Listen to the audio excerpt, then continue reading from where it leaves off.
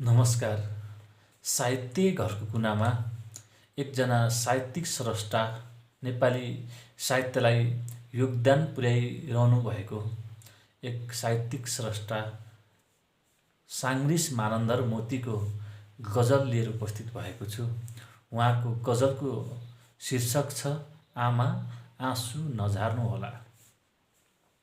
गाँस काटेर हुर्काउनु भो त अब बीच नपार्नुहोला। गाँस काटेर हुर्काउनु भो त अब बीच नपार्नुहोला। अब जे हुन्छ राम्रो हुनेछ। अब जे हुन्छ राम्रो हुनेछ। आमा आँसु नझार्नुहोला। गाँस काटेर हुर्काउनु भो त अब बीच नपार्नुहोला। यहीँ रमाउने छौँ सुख दुःखमा हामी सँगसँगै बसेर। यहीँ रमाउने छौँ सुख दुःखमा हामी सँगसँगै बसेर। हाम्रो भरोसा हजुरै हो। हाम्रो भरोसा हजुरै हो। आमा माया नमार्नुहोला। गाँस काटेर हुर्काउनु भो त अब बीच नपार्नुहोला। कमाउने दाइ भाइ आउन भ्याउँदैन। कमाउने दाइ भाइ आउन भ्याउँदैन। मै साथ दिन्छु। महलको एक्लो सपना देखेर बसाइ नसार्नुहोला। गाँस काटेर हुर्काउनु भो त अब बीच नपार्नुहोला। सम्पत्ति हुन्छ साथ हुँदैन आखिर पिरो लिएर भइन। सम्पत्ति हुन्छ साथ हुँदैन आखिर पिरो लिएर भइन। मेरो सामु बस्नुभन्दा सायद वचन नटार्नुहोला।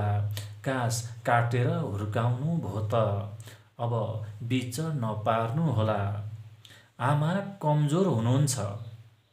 आमा कमजोर हुनुहुन्छ आफ्नो ख्याल राख्नु नै। आमा कमजोर हुनुहुन्छ आफ्नो ख्याल राख्नु नै।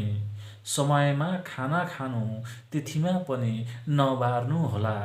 गाँस काटेर हुर्काउनु भो त अब बीच नपार्नुहोला।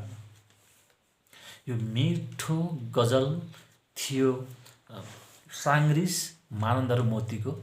साङ्ग्रिस मानन्दरले कविता सङ्ग्रह, उपन्यास, गजलहरू लेखेर नेपाली साहित्यलाई गुण लगाउनु भएको छ। उहाँको गुण साहित्यले तिर्न नसक्ला, नेपाली साहित्यले तिर्न नसक्ला, तर पनि उहाँले नेपाली साहित्यलाई आफूले जानेको, सुनेको, बुझेको गुण लगाइराख्नु भएको छ।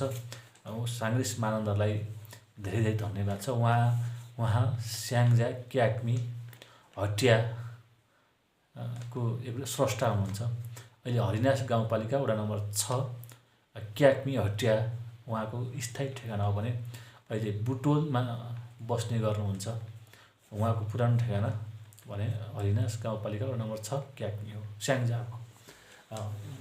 उहाँले साङ्ग्रिस मानन्दरले मेरो साहित्य घरको कुनामा एउटा गजल वाचन गर्ने अवसर दिनुभएकामा उहाँलाई धेरै धेरै धन्यवाद।